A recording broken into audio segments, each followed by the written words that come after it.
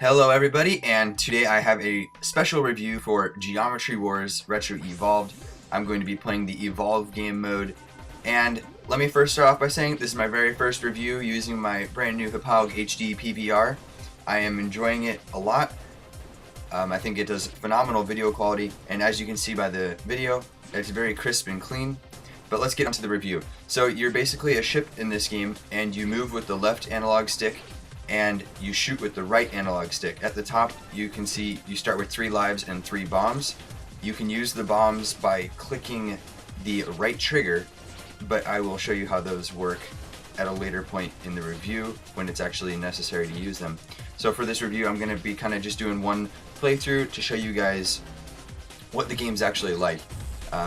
Basically one playthrough or one attempt at a match will show you exactly how the game is. So this time I am playing, and as you can see the high score is 10,000, and what the game does is it kind of acts like a old school arcade machine, and what it does is after each time you turn the game off it resets it to 10,000 or the original score, but it does keep your highest score on the leaderboard, and I'll show you guys at the end of the video what I mean by that. So the beginning part of each game on Geometry Wars is a bit slow. The speed and pace of the game don't really pick up until you're at around 40,000 points, I'd say.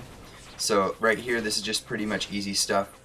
The multiplier in the game is one of the most important things in the entire game, because if you die your entire multiplier gets reset and the enemies don't start off slower. They'll just keep getting the exact same speed they're at, but you'll have to restart your multiplier, and that's very hard because it is 75,000 points to get another life and 100,000 to get a new bomb.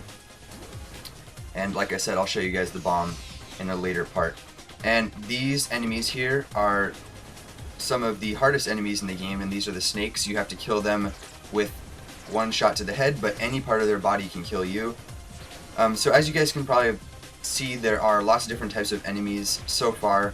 Like the green ones, they avoid your bullets and follow you. The blue ones just follow you, they don't care if you shoot them. The pink ones, they'll break up into smaller ones that just spin around in circles. And what you just might have seen a few seconds ago was a black hole. Now these are not friendly. They won't do anything to you unless you shoot them. So if you shoot them, then they start sucking everything in like that.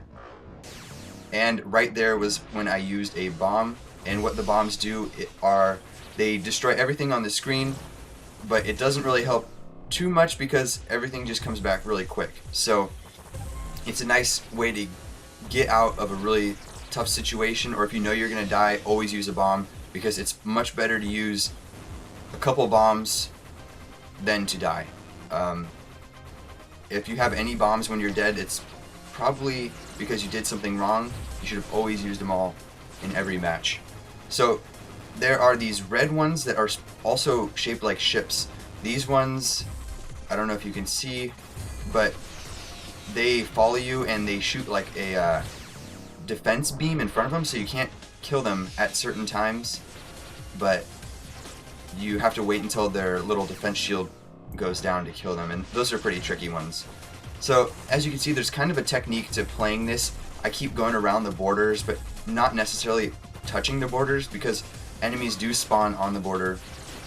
But going around the borders is a very useful tactic, and most of the time you are faster than all the enemies, so just keep going until you reach a point where you know it's safe to kill everyone behind you.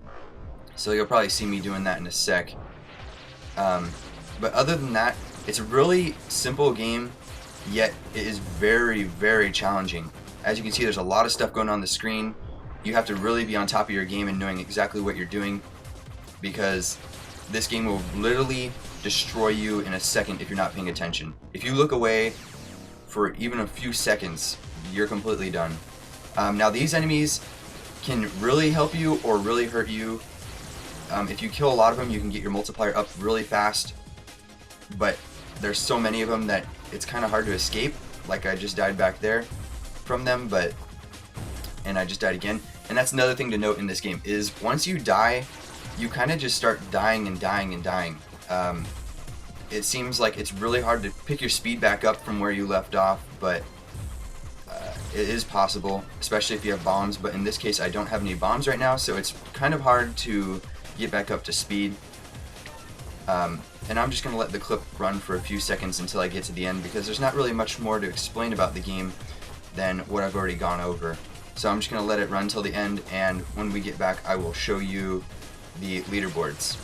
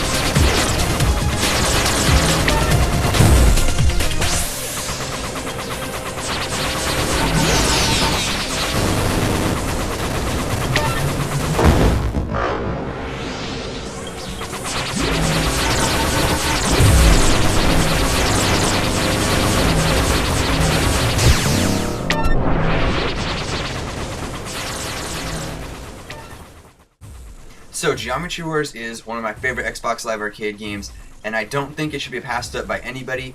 And for 400 Microsoft points, it is an awesome deal. You'll lose tons and tons of hours in this game, and you'll have fun the entire time.